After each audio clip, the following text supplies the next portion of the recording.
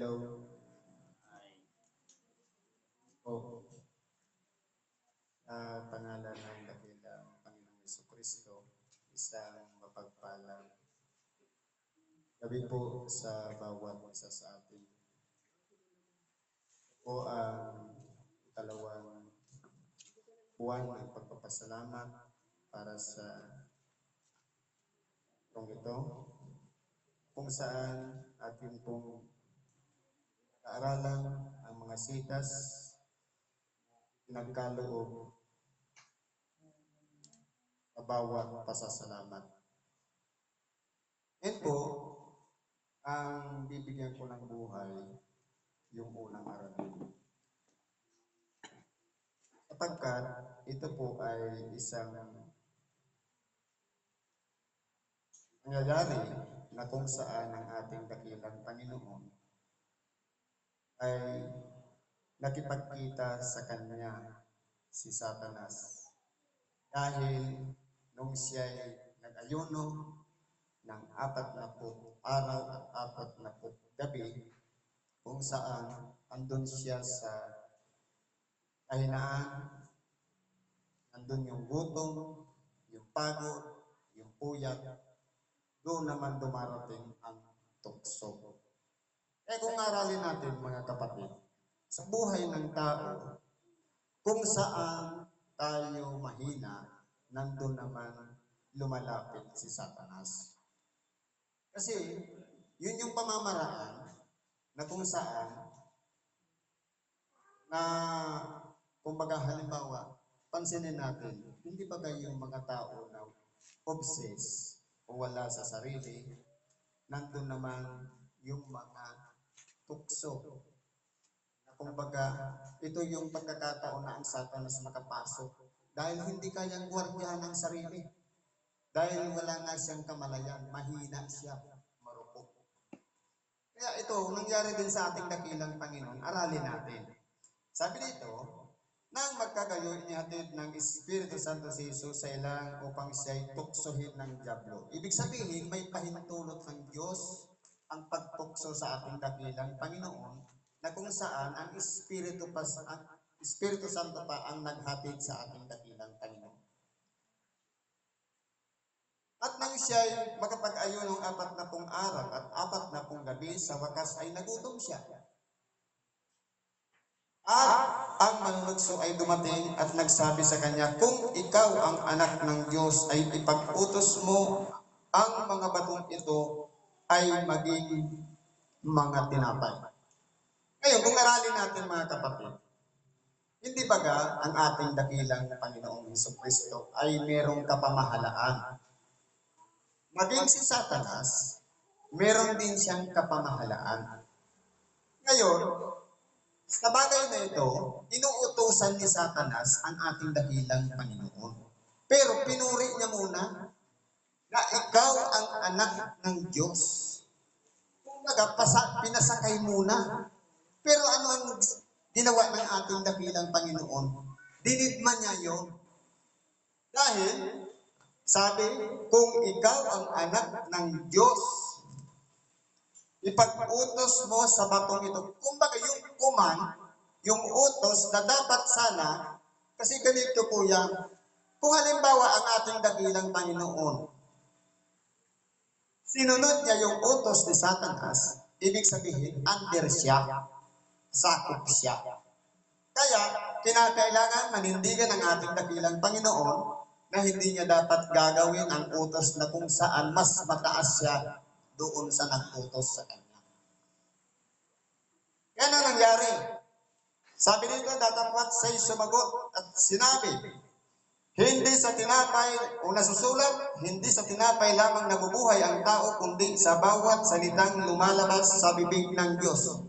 Kumbaga, nag-quote ang ating dakilang Panginoon ng verse galing sa Lumang Tipan na nasusulat. Hindi lamang sa tinapay nabubuhay ang tao, kundi sa bawat salitang lumalabas sa bibig ng Diyos. Ibig sabihin, nag-counter ng ating dakilang Panginoon yung pamamaraan ng diablo para tuksohin siya. Hindi ang ating dakilang Panginoon napasakay, kundi ginamitan niya ng sitas. Ngayon, dahil ang Diablo nga, sadyang meron ding katalinuhan o karunungan para nilangin ang sino mang kanyang gustong tuksohin o subukin, ano ang nangyari? Nang magkagayoy, dinala siya ng Diablo sa bayang banal at inilagay siya sa taluktok ng templo. Ngayon, nagbago na namang lugar o pook yung pangyayari doon sa taluktok ng templo. At sa kanya'y sinabi, kung ikaw ang anak ng Diyos, ay magpatihulog ka sapagkat nasusulat. Pinuri niya na naman ang ating dakilang Panginoon. Kung ikaw ay anak ng Diyos, talagang sinusubukan siya. Na kung pagbibigyan niya ang kahilingan ni Satanas, na kung ikaw ang anak ng Diyos, magpatihulog ka sapagkat nasusulat. Ibig sabihin, nagbabasa rin pala ng banal na kasulatan si Satanas. Dahil alam niya rin na nakasulat itong sa kasunod na ito. Nasabi, siya ay magbibili ng kanyang mga anghel tungkol sa iyo at aalalayan ka ng kanilang mga kamay baka matisod ka ng iyong paa sa isang bato. Salmo 91 yung ginamit ni Satanas. Ibig sabihin, kabisado din niya ang mga banal na kasulatan. Kaya, nung kinumper siya ng ating dakilang Panginoon na nasusulat, ang ginamit niya, nasusulat din. Kaya kung titingnan mo, ang taktika ni Satanas, pwede siyang manlinlang na isang mangangaral, isang magaling na tagapangaral ng salita ng Diyos dahil kabisado niya ang mga banal na kasulatan. Imagine nung panahon na wala pa namang nakalimbag na mga banal na kasulatan, pero alam ng Diablo na kung saan niya kukunin yung sitas para gamitin niya man sa ating dakilang Panginoon, na kumbaga pinapasakay niya talaga na siya ay magbibilit ng kanyang mga anghel upang ingatan na huwag matisod ang iyong paa sa isang bato. Kaya kung titingnan mo, nandoon yung parang pag-aalaga na hindi ka mapapahamak. Ganun po kasi ang pamamaraan ng Diablo. Sinabi sa kanya ni Jesus, nasusulat din naman, huwag mong tutuksohin ang Panginoon mong Diyos.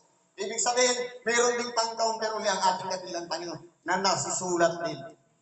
Ngayon, kung titingnan po natin, sila po ay nagpapaligsahan ng mga sitas. Ang Diablo, gumagamit din ng kasulatan. Ang ating dakilang Panginoon, gumagamit din ng kasulatan. Pero, dito natin malalaman na kung sino ba talaga ang mananaig sa dalawa. Muling dinala siya ng Diablo sa isang bundok na lubhang mataas at ipinamala sa kanya ang lahat ng mga kaharian sa sanglibutan at ang kaluwalhatian nila.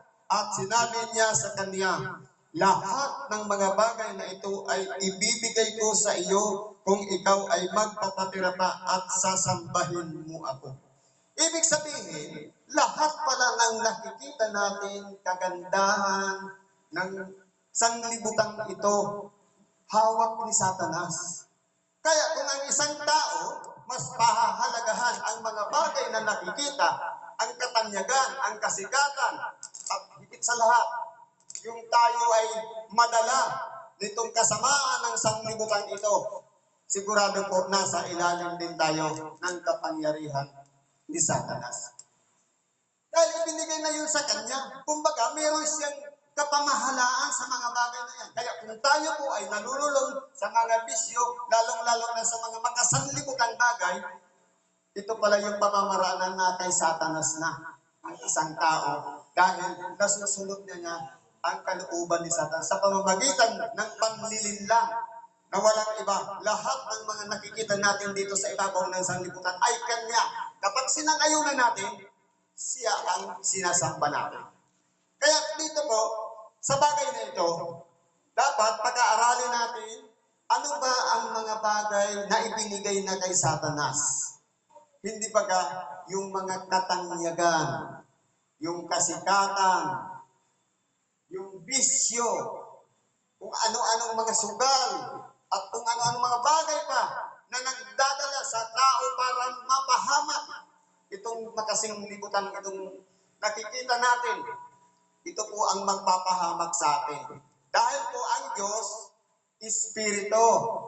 Ang gusto niya galing tayo sa kawalan, babalik tayo sa Kanya sa kalagayan din na kung papaano ang ating dakilang Panginoon na buhay bilang niluwalhating katawan, tayo naman ay susunod sa Kanya. Dahil kasi po, ang plano ng Diyos, gawing perfecto ang lahat ng bagay. Pero dahil nga sa panunukso ni Satanas kay Eva at Adan, nasira po yung plano. Kaya nangyari, nanaig si Satanas. Kaya ang tao hinatulan na kinakailangan na mamatay muna bago tayo tatanggap ng buhay. Sabi nga, maliban na ang trigo mamatay ay hindi siya mabubuhay. Kaya kinakailangan tayo po yung trigo na yun, dadanas tayo ng mga kamatayan. Ibig sabihin, hinatulan ng Diyos ng taong mamatay. Kaya po, kung titignan po natin, yung pamamaraan dito ni Satanas sa ating dakilang Panginoon, na panunukso, gumagamit na siya ng mga malalalim na bagay, mga kasulatan. Kaya kung tayo po naman ay nakikipagtalastasan o nakikipag-argumento o nakikipagtalo gamit ang mga sitas, sigurado hindi na po tayo nasa ilalim ng kapangyarihan ng Diyos. Kaya kinakailangan pag-aralan natin ang Ebanghelyo, hindi po siya panggamit para sa kapwa na gusto mong mapahamak ang kapwa, kundi para sa lahat yan. Dahil lahat tayo tao, pantay-pantay tayo sa paningin ng Diyos. Lamang, ang pagkakaiba nito, si Satanas mas mataas sa tao. Ganon din ang ating dakilang Panginoon. Dahil sila'y parehas espiritu yung pinanggalingan nila na nandito lang sa ibabaw ng lupa. Na si Satanas, inihulog dito, ang ating dakilang Panginoon, idinaan sa panganganak. Ngayon, ang pinagtatalunan nila dito, walang iba, yung katotohanan. Na kung saan, ang pinaninindigan ng ating dakilang Panginoon, yung pahuwang katotohanan. Samantalang yung Diablo, ang tinuturo niya naman kung paano pasasakayin ang tao na ginawa nga niya sa ating dakilang Panginoon, siguradong gagawin din sa lahat ng mga tagasunod niya. Kaya kung ibibilang natin ang ating mga sarili na tagasunod ni Kristo, dadanasin din natin yung dinanas ng ating dakilang Panginoon dahil nakasunod nga tayo sa Kanya. Walang bagong kwento dito sa ibabaw ng sanglibutan. Kung tayo'y follower ni Kristo, sigurado ang lahat ng follower niya dadanas din ng tukso at ng pagsubok na kung saan gustong linlangin ang mga tao upang sa ganon, hindi tayo maputol yung relasyon natin sa Diyos. Kaya po sabi dito, na magkagayon sinabi sa kanya ni Jesus, "Humayo ka, Satanas, sapagkat nasusulat, sa Panginoong mong Diyos sasamba ka, at siya lamang ang inyong taglilingkuran." Kaya dito sa pamahalaan ito, dito na po nadaig si Satanas. Dahil pinakailangan ang Diyos ay pinakailangan sambahin. At siya lamang ang inyong paglilingkuran. Sa makatuwid, ang kalagayan ng Diyos mataas. Lahat ng nasa ilalim niya na mga nilikha niya, kinakailangan sumamba at maglingkod sa Diyos. Kasama doon si Satanas. Dahil si Satanas, kasama doon sa mga unang nilikha ng Diyos, na mga arkanghel, na kung saan ang pangalan niya ay Lucifer, anak ng kaliwanagan. Pero dahil nga sa kanyang paghahangad na siya'y papurihan din at ituring din ang kanyang sarili na isang Diyos, ano ang ginawa niya? Nagtanyag siya sa kanyang sarili at naglikha din ng kawangis niya. At siya'y itinuring niya ang kanyang sarili na isang Diyos na rin. Na kumbaga kinukumpetensya na ang tunay na Diyos. Pero anong nangyari? Siya po ay inihulog dito sa ibabaw ng lupa, na kung saan, dito naman ang kanyang mga alagad, mga kampon, nagkaroon ng pagnanasa sa mga tao. Kaya, ang mga anak ng Diyos o tinatawag ng mga masuwaying anghel, nakipagpaniig o nakipagrelasyon sa mga babaeng tao. Kaya ano nangyari? Nagkaroon ng mga anak na mga higante, na kung saan ito na yung pamamaraan para tapusin ng Diyos sa pamamagitan ng dilubyo universal. Dahil sinisira na ng mga higante pati ang mga tao pinipinsala na. Dahil minamahal ng Diyos ang tao, kung kaya nga iniingatan niya ang mga tao, anong nangyari? Nagtira lang siya ng isang pamilya. Sa magkatuwid bagay, si Noe, ang asawa niya, at ang tatlo niyang anak na si Sem, si Cam at si Japhet, at ang kanilang asawa, 8 kaluluwa lamang ang nangaligtas sa pamamagitan ng bata. Kaya natapos na po. Kumbaga, panibago na naman yung pagmumulan ng salin lahi ng mga tao mula kay Noe. Kaya kung titingnan po natin mga kapatid dito, nagpatuloy na yung mga anak ni Noe, sila ang naglilingkod sa Diyos, na may katapatan sa Diyos. At ito na yung henerasyon natin na dumami na tayo. Kaya, balikan natin yung sitas. Nang magkagayo, iniwan siya ng Diablo. At narito, nagsidating ang mga anghel at siya'y pinaglingkuran. Nang marinig nga niya na si Juan ay dinakip, ay umuwi siya sa Galilea, at pagkaiwan sa Nazaret ay naparoon siya sa tumaan sa Capernaum, na nasa tabi ng dagat, sa mga hangganan ng Zabulon at Nephtali. Sumubra na pala. Kaya po, sa bagay na ito, pakalimiin natin na ang tao pinagkamamahal ng Diyos. Tayo po ay pinakailangan maging handa din katulad ng ating dakilang Panginoon. Bakit po siya nag-ayuno?